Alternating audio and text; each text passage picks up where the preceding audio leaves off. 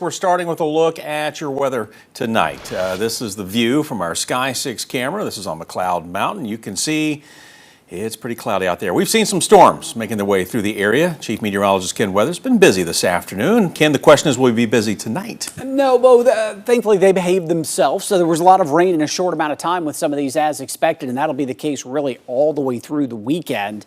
Lightning and heavy rain, those were the biggest impacts, but they're really starting to fizzle across the area now. Still some moderate rain there in the western section of Greene County right along I-81, but otherwise this is just light to moderate rain in portions of Blount and Sevier County. Wider perspective, you can see over the past couple of hours, these have been moving southwest to northeast, but have been losing intensity and coverage as expected, and that'll be the case for tomorrow as well. Dry in the morning, anytime after lunchtime through about 8 p.m., a chance of a pop-up shower storm, then they fizzle out. But look at Rogersville, no rain there at 85. We're 72 here, 74 in Oak Ridge and 75 in Harriman.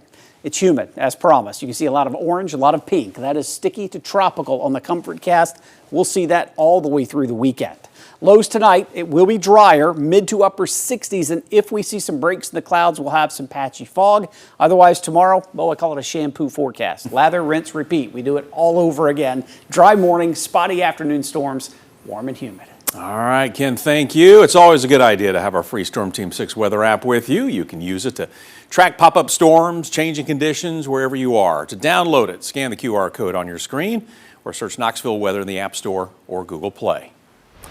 Next on our list for you tonight, President Trump floating a potentially big change. It would mean phasing out the Federal Emergency Management Agency after the 2025 hurricane season. Of course, here in our area, some communities still recovering from when the remnants of Hurricane Helene blew through with destructive flooding last year. Although losing FEMA could put more stress and responsibility on states to provide relief services, in Cocke County, there's one voluntary organization for active disasters helping residents for the long term. The Cocke County Long-Term Recovery Group's mission is to help disaster survivors rebuild their homes and lives. The executive director of the group says full recovery could take anywhere from 3 to 5 years. This is the common thing that happens once a disaster hits an area, so that all of the resources in the area can be cooperative and collaborate together to avoid duplicity of services and to also make sure that nobody gets left behind or forgotten. 100% of the money that is donated to the group goes directly to meet the needs of survivors, and they are always looking for donations and volunteers. Our list rolls on with details on a West Knoxville crash. Tonight, Knoxville police say a motorcyclist has died. Through the afternoon, we've been showing you the wreckage that was left behind on North Gallaher View Road. The crash happened right around noon today. What we know so far from the early stages of KPD's investigation, officers believe the motorcycle was heading south when a truck tried to make a left-hand turn into an apartment complex. The truck and bike collided on the southbound side of the road. Investigators say the motorcycle then hit another vehicle head-on. The man on that motorcycle was taken to UT Medical Center, where he died. Police say no other injuries were reported. Tonight they are still investigating. New information as Knox County government tries to avoid putting a bigger dent in the rainy day fund. We're learning tonight the county plans to put into effect a hiring freeze from July through the end of the year. According to Chief Financial Officer Chris Caldwell, the freeze will not affect services the county provides. Caldwell says this does not apply to sheriff's deputies or other positions deemed critical. Now, we're told the idea came up during the budgeting process, one that's been tried before, with Caldwell telling us it would be a way to reduce the amount of rainy day fund balance used, saving really between $500,000 and $700,000 between July and December. All right, next on our list, a sneak peek at a big exhibit focused on the life of Pat Summitt, the late great Lady Vols coach, being remembered with her own display at the Women's Basketball Hall of Fame here in Knoxville. It showcases Summitt as a player, a coach, and a legend. With memorabilia like Lady Vols game balls from the 8 NCAA championships under her leadership, as well as her uniform from when she was a player. The exhibit opens to the public on Saturday. And speaking of Coach Summitt, we want to share something that we've dug up with the help from the Tennessee Archive of Moving Image and Sound at the East Tennessee Historical Society. You're looking at film shot by Channel 6 back in January of 1975. By our count, this is Pat Summitt's 9th game coaching the Lady Vols, just a few weeks after she took over the head coaching job. Now, records show the Lady Vols won that night 87 54. Later, we spoke with the coach at the start of her second season as she started to feel the support on Rocky Top.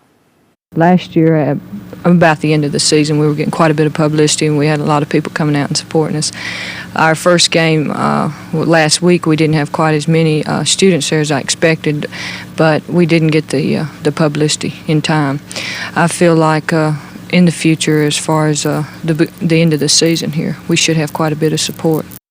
You know, here's another example of the support growing and the Lady Vols winning. Footage from March of 1977 as the team carried home a third-place trophy from the AIAW rather than the NCAA, which would not hold a women's basketball tournament for another 5 years. And here's a look at a game from 3 years after that first game that we showed you, the Lady Vols taking on Delta State in January of 1978.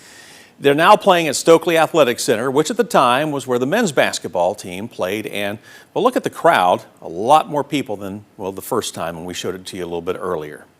All right, a setback tonight as a Tennessee basketball star fights for another year on the court with the Volunteers. A federal court judge today denying point guard Zeigler's request for a temporary injunction to keep the NCAA's four-season rule from taking effect while he challenges the limit in a lawsuit. A preliminary injunction would have allowed Zeigler to start practicing with the team, which, according to court paperwork, has kept a roster slot open for him, but only for a limited time. Now, we've been telling you about this lawsuit and how it's related to the wider issue of payments for players and sharing in the revenue brought in by universities from student athletes' name, image, and likeness.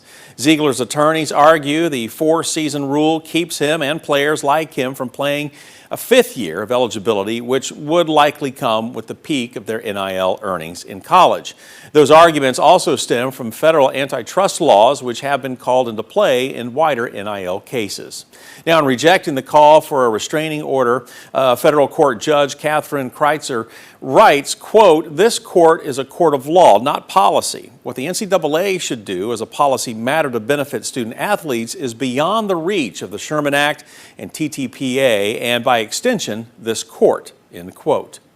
Today, Zeigler's attorneys writing they are disappointed by the decision and that they are evaluating the best path forward right now. Wrapping up our list for you, big community support for a sheriff's deputy who lost his home in a fire. That fire happening yesterday in Blount County, causing major damage to the home where Deputy Tim Pace and his family live.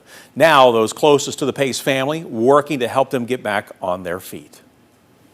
Really at the gym yesterday in the middle of my workout and just thinking about Tim and his family, and I was just thinking to myself, you know, I don't know who's doing what. I started making some phone calls and I just put the pieces together and dropped everything that I was doing right there in the middle of the gym floor and started working on the fundraiser.